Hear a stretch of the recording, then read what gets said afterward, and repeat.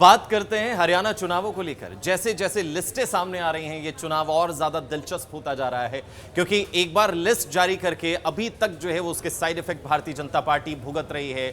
और कल देर रात जो है वो कांग्रेस ने अपनी 2 लिस्टें महज 1.5 से 2 घंटे के अंदर उन्होंने अपनी 2 लिस्टें जारी की, और उसके बाद आज सुबह से ही बवाल मचना जो है वो शुरू हो गया है। अब कौन सा पहला रेजिग्नेशन हुआ उसकी बात करें तो आपको बताएं कि कांग्रेस नेता राजेश जून ने कांग्रेस के सभी पदों से इस्तीफा दे दिया। बहादुरगढ़ से निर्दलीय चुनाव लड़ने का ऐलान तक उन्होंने कर दिया। अब बात बड़ी इसलिए हो जाती है क्योंकि जो आरोप उन्होंने लगाए, जब उनसे हमारे संवाददाता ने बात की, उन्होंने सीधे जो है वो किसी और पर नहीं, कांग्रेस हाईकमान यानी कि भूपेंद्र सिंह हुड्डा, जो कि पूर्व सीएम भी रहे, उनके बेटे जो कि सांसद हैं दुष्यंत चौटाला पर आरोप लगाए। उन्होंने साफ तौर पर यह कहा कि मुझे धोखा दिया गया। मुझे इन दोनों ने कहा था, हाँ भैया आपकी टिकट पक्की है, कोई चिंता की बात नहीं, लेकिन देखिए मेरे साथ बहुत बड़ा धोखा किया गया और इन्होंने पार्टी को छोड़ा। यहां तक कह दिया कि भैया कांग्रेस इस जगह से कोई भी सीट, इस क्षेत्र से कोई भी सीट जो है वो जीतने वाली नहीं है। तो चलिए क्या उन्होंने बयान दिया वो आपको सुनाते हैं और उसके बाद आगे बढ़ते हैं। कांग्रेस पार्टी की पहली सूची में बहादुरगढ़ से राजेंद्र जून का नाम फाइनल कर दिया है, जो कांग्रेस की टिकट से ही वर्तमान में विधायक भी है। राजेश जून भी दावेदार थे, प्रबल दावेदार थे, जिन्होंने कांग्रेस पार्टी की टिकट बहादुरगढ़ से मांगी थी। और जब पिछली बार इन्हें बैठाया गया था तब इनका कहना है कि वादा किया गया था कि 2024 में इनको टिकट मिलेगा। वादा खिलाफी हुई तो राजेश जून ने आज निर्दलीय ताल ठोक दिया, कांग्रेस के तमाम पदों से इस्तीफा दे दिया है। राजेश जून से ही जानते हैं कि कांग्रेस पार्टी से इतनी नाराजगी क्यों, जिसको आपने कहा कि खून पसीने से सींचा है। कांग्रेस पार्टी ने मेरे साथ धोखा किया साहब, इसलिए कांग्रेस पार्टी ने मुझे यूज एंड थ्रो किया है। कांग्रेस पार्टी ने 30,000 वोटों वाले आदमी का जो दोबारा से इलेक्शन लड़ रहा था उसका फार्म उठवाया।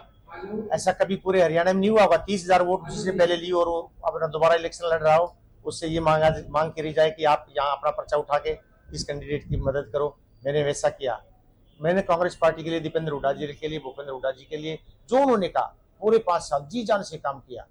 और अब मेरे को जो ये एक वादा किया था दीपेंद्र हुड्डा जी ने, भूपेंद्र हुड्डा जी ने, राजेंद्र जून ने कि 2024 में आपको टिकट देंगे, आपको चुनाव लड़ाएंगे, और जो अब मेरे साथ जो विश्वासघात हुआ है उससे हम दुखी होकर के, उससे नाराज होकर के आज हमने अपने पद से भी इस्तीफा दे दिया है।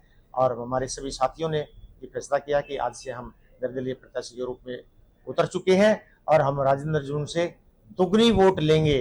हम राजेंद्र जून को यहाँ से आज उखाड़ के इस इलेक्शन में फेंक देंगे। Praveen Kumar Dhankhar, daily post.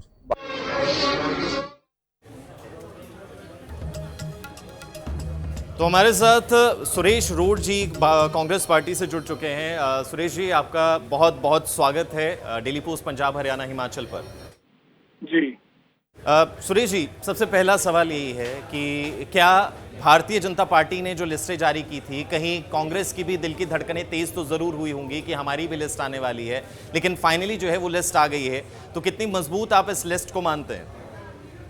देखिए, 32 प्रत्याशियों की जो सूची आपके सामने भारतीय राष्ट्रीय कांग्रेस के द्वारा अनुमोदित हमारे प्रत्याशियों की आई है, उसमें जिताऊ और टिकाऊ उम्मीदवार हैं। उसमें भारतीय जनता पार्टी की तरह दल बदलुओं को जगह नहीं दी गई है। उसमें परिवारवाद का अगर आप उदाहरण देते थे कि कांग्रेस में परिवारवाद है, भारतीय जनता पार्टी के लोग ये बोलते थे, हमारी लिस्ट में इतना परिवारवाद नहीं है। जैसे वहां पर किरण चौधरी जी की सुपुत्री श्रुति चौधरी जी को टिकट दी गई है। बहादुरगढ़ से जो है जिनकी टिकट आपने काटी वो बहुत ज्यादा जो है वो नाराज नजर आ रहे हैं। मैं बात कर रहा हूँ राजेश जून जी की। उन्होंने कहा भैया मैं तो निर्दलीय लड़ूंगा। बड़े बड़े आरोप जो हैं वो भूपेंद्र सिंह हुड्डा और दीपेंद्र हुड्डा पर लगा दिए, वादा खिलाफी के, कि वादा पहले किया टिकट देने का, अब टिकट छीन लिया गया। देखिए, 3,000 आवेदन है, 90 सीट है, तो हम ये आपको एक क्लियर कर सकते हैं बात कि हमारे यहाँ पर ये नहीं है कि कोई 10 मिनट पहले पार्टी ज्वाइन करता है और फिर वो टिकट ले जाए। जिस तरीके से नवीन जिंदल जी को कुरुक्षेत्र से लोकसभा की टिकट माननीय श्री प्रधानमंत्री नरेंद्र मोदी जी के, उनको जिंदल साहब को चोर कहने के बावजूद भी दी गई, ये बात हम सुनिश्चित कर सकते हैं। हमारे यहाँ पर ऐसा नहीं है। अच्छा Suresh ji, plan be ready है? क्योंकि अभी भारतीय जनता पार्टी उसी मुसीबत से निकल रही है कि लगातार रिजाइन हो रहे हैं, 32 से ज्यादा लोग उनका साथ छोड़ चुके हैं। कांग्रेस में बस अभी शुरुआत है, क्योंकि कल देर रात आपने लिस्ट जारी की और रिजाइन जो है वो डलने शुरू हो गए हैं, बगावत जो है वो दिखने लगी है। क्या प्लान बी कुछ रेडी है? आखिर कैसे मनाएंगे? क्योंकि सीएम खुद जो है वो एक जगह से दूसरी जगह जो नाराज हुए उन्हें मनाने के लिए लगे हैं। कांग्रेस की क्या स्ट्रैटेजी है? इंग्लिश में एक कहावत है कि well beginning is half done.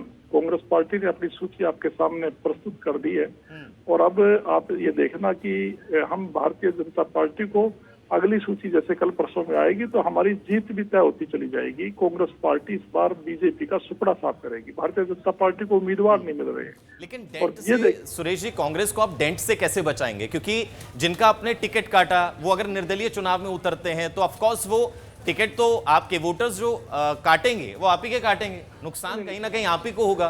तो उस चीज को, सिचुएशन को कैसे संभाल पाएंगे सुरेश जी? मैं समझ गया आपका सवाल। मैं ये बताना चाहता हूँ कि इस बार हरियाणा का वोटर इतना सचेत है, वो भारतीय जनता पार्टी की किसी भी साजिश में भागीदारी नहीं निभाएगा। वो जेजेपी के षड्यंत्र को जानता है कि किस तरीके से ओम प्रकाश चौटाला या देवीलाल के परिवार को दो फाड़ करके खुद फंडिंग करके अमित शाह और नरेंद्र मोदी ने जेजेपी को जन्म दिया था राजनीति। अच्छा, भारतीय जनता पार्टी की जो लिस्ट आई है, उन्होंने एक बार में ही 67 नाम जारी कर दिए। कितनी मजबूत लिस्ट देखते हैं, मुकाबला कितना कड़ा देखते हैं सुरेश जी? उन्होंने 67 उम्मीदवार इसलिए जारी करे कि उनके पास उम्मीदवारों की कमी थी। उनको ये लगा था कि कहीं ये उम्मीदवार भी कांग्रेस की तरफ अपना समर्थन न दे दें जाके उनके उम्मीदवारों को। तो उन्होंने आनंद फानंद में अपने 90 सीटों को भरने का एक प्रयास किया, तब भी वो 90 के 90 सीट जो है वो भर नहीं पाए। और ये देखिएगा कि काफी लोग उनकी बीजेपी की सूची में ऐसे भी हैं जो इच्छा प्रकट कर चुके हैं कि हम चुनाव नहीं लड़ेंगे। ये बीजेपी की सूची आने के बाद ये सिस्टम बन चुका है। अच्छा सुरेश जी, एक और दर्शक बड़े जानना चाहेंगे कि अभी महज जो है वो 32 लोगों के नाम या उम्मीदवारों के नाम डिक्लेयर किए गए हैं, बाकी की लिस्ट कब तक आ सकती है? कुछ अगर आपके पास जानकारी हो तो दर्शकों तक पहुंचाएं। तो कल दूसरी सूची जल्दी आने वाली है। लगभग 71 सीटों के ऊपर पार्टी अपना मंथन कर चुकी है। सीईसी को अप्रूवल के लिए स्क्रीनिंग की तरफ से 71 सीटों पे पूरी चर्चा हो चुकी है। तो मेरा ये मानना है कि आज का दिन छोड़ के कल शाम तक या हो सकता है आज रात को भी एक लिस्ट आ जाए, तो आप ये देखेंगे कि आगामी 1-2 दिन के अंदर हमारी पूरी 90 सीटें आपके सामने होंगी। ठीक है सुरेश जी, बहुत बहुत शुक्रिया आपके वक्त के लिए और हमारे साथ जुड़ने के लिए, तमाम जानकारी हमारे साथ साझा करने के लिए। तो कांग्रेस पार्टी से सुरेश रोड जी हमारे साथ जुड़े। उन्होंने कहा कि महज 1 या 2 दिन और लगेंगे कि पूरी की पूरी लिस्ट जो है वो तमाम लोगों के सामने होगी, आखिर कौन उम्मीदवार है। प्लान बी का जवाब जो है वो सुरेश जी ने नहीं दिया कि आखिर बीजेपी जिस मुसीबत से गुजर रही है उस मुसीबत से कांग्रेस भी जो है वो गुजरती हुई नजर आ रही है और उसके लिए क्या प्लान बी है वो देखना जरूरी हो।